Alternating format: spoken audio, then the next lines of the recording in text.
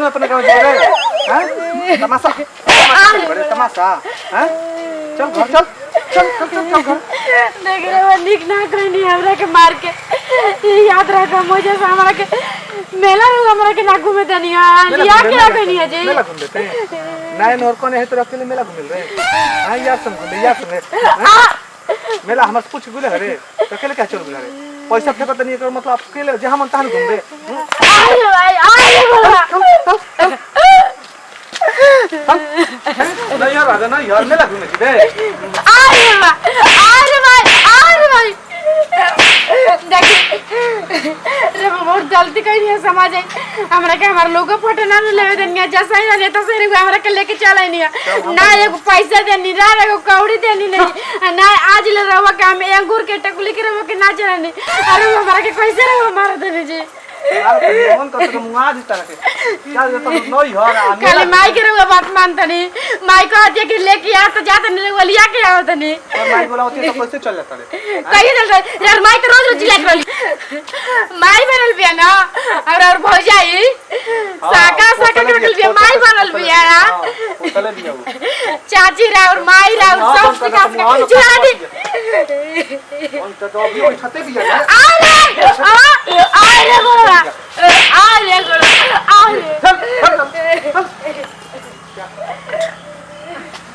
पता नहीं बेटा हुआ कहाँ गोल बना चल है एतन अरे चल चल अरे माई कते लीला केले बड़े चल याइए गोल ना मन ना कि नजर में काहे मारा तनी जी इतना गोबे के चल सोची के आवाज माई के लीला केले बड़े ते अजी ई का करतन जी का करतनी छोटकी खास लीला केले राती ना छोड़ी हमके रो छोड़ के कहता नहीं अभी बोला मन तो अरे बात होगी रवे कारण तो हमरा के लगे मार दनी बात करते छोटकी रवे कारण नहीं सब होता चली ऐसे जाई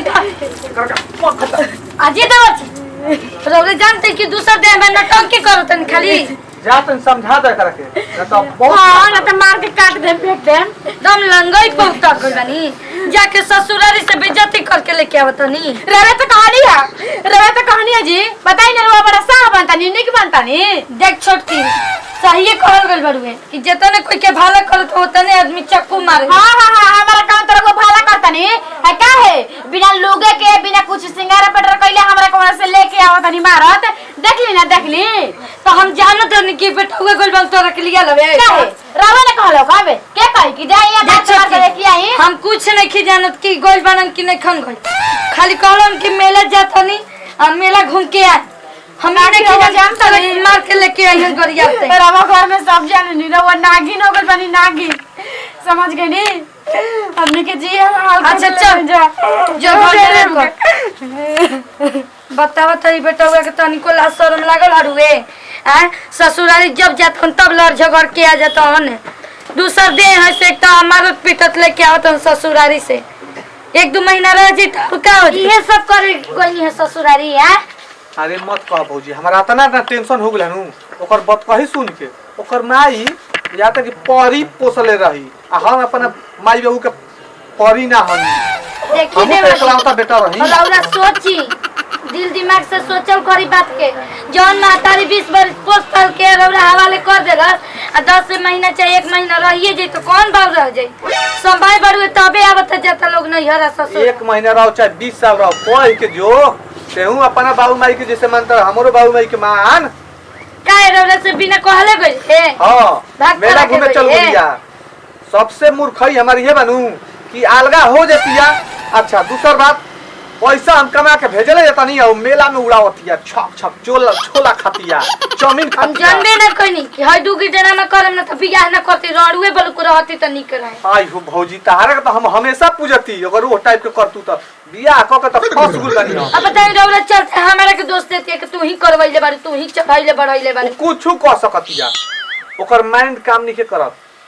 खत्म हो गइल का जरूरी रहे जयती लेकिन ओनिए ससुरारी गइनी माई बाप से लड़ के झगड़ के बेइज्जती करके लेके आवत जौने कपड़ा में बिया उहे कपड़ा में चप्पलों ने के सूट से पहन ले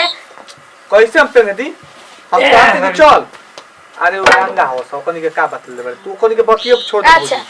ले दे के बियाह कइले सन लंगा हो गेले सन जे दिन मुंह खोल के फट फट मांगत हई टीवी चाहिए हमरा खाई चाहिए ओती घड़ी लंगा ना सन ले दे के अरे व्यक्ति लोग के बियाह भइल बा व्यक्ति लोग के हम मर ना गई ऊपर पड़ गई रही हम तो हम तू जाना का जानबू हम कमा के देले रही आव तोरू बतिया घर में जानत नहीं कि ये अपना फलवाए पे लगा रहू कुल पलंग चौकी के दाम के देले रहे तार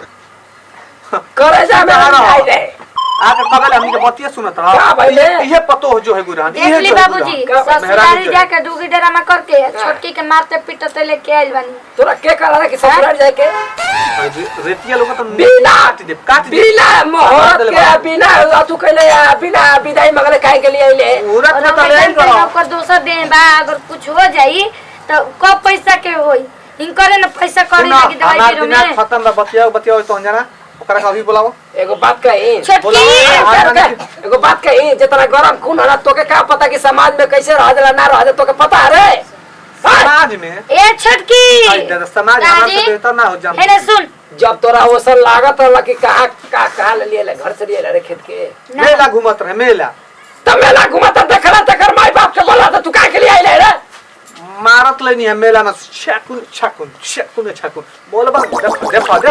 अरे अरे कैसे मर ले ना बता ना कैसे देखो, मर ले? हमरा को मत मारो पहले बता नहीं कैसे मर ले बोर बेटा हो गेले अब तो के मारे के ना चाहिए तरह सियान हो गेले ना मारे के चाहिए हां बहुत देखो बहुत सियान बन का कहतन बोली और वाला तरह उलट ना तहारे उल्टे में क्या वाला के तरह बुराई जा और के बस दे जैसन करनी वैसन भाभी मोरला बनन के कहनी है बाबूजी तो मारतन आ तू हो दुपल के कमारी तन कम चलावल कर कैसे बोले के बा कहां बोले कर क्या हुआ तार माई बाप तेरे क्या समझ है चल चल एकर चलते नहीं पिटाता नहीं एकर चलते नहीं तो सन रहनिया कइले तवे पिटा थावे घर में जो घर में रुक रुक एक बात कही तोरा के तोरा समझ में आवता कि नहीं आती बता तू जिया दे कि ना जिया दे घर में उ रही ना तो हम जाई होकरा के बढ़िया से समझाई प्रेम से मुंगा दे बकरा के कैसे मुंगा देबे होइसे मुंगा दे होइसे नेटिया आई कित दे हे। मुंगा दे जाई घर में जाई तो जाई का लागल बनी बाबूजी गालवा में जिया ना दिया सब सुख से खाए ना दिया सब सुख से आए ना गंगा जी गाड़ी सुन ले बनी कहावत है और अब लागत है खिस में मार दिगन कुछ चला के मर जाए दांत चियर दे सोई को तली रे कौन कर खिस दिक में चाप दे रहा कि अबे पड़ा वाली कर दे ओकर दूसर देह बा 1.5 महीना रह ली नहीं हरवा तो का हो जाई मारत पीटत लेके आवत न एगो बात कही ये करो जौन बाय करो मुंह छुटू छुटू बोलत हम कोको बार देखले बानी जानो तो नहीं कि छोटकी लोला रही या लोला चलावे ले लेकिन हमनी के इज्जत तो बचावे के बा अब तो बियाह शादी हो गई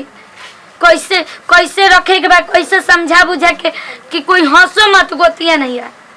कि हम और ये तू कर दे के गोतिया नहीं है हंसो रे यार सुराय आ यार ए हम नहीं आ नहीं तो नहीं कहते कहते ना आवे के भैया होती ना। रुक ना समझाओ तो एक बढ़िया समझा दे जाई बोला के समझा रुक जरा जरा ना हमरा तू ये जरा अरे रे मरबा ना तो भाई ना मारब किजे खाते ना मारबा हम तार दिन नहीं तू मार तो बैठ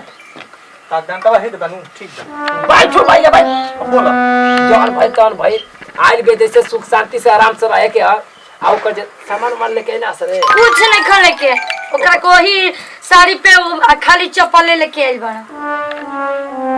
तोरा को मेला घूमत रहे देखो नहीं हनु चुप रह मेरा वाला बतियाता रे कहे उ दिन भुला गनी जे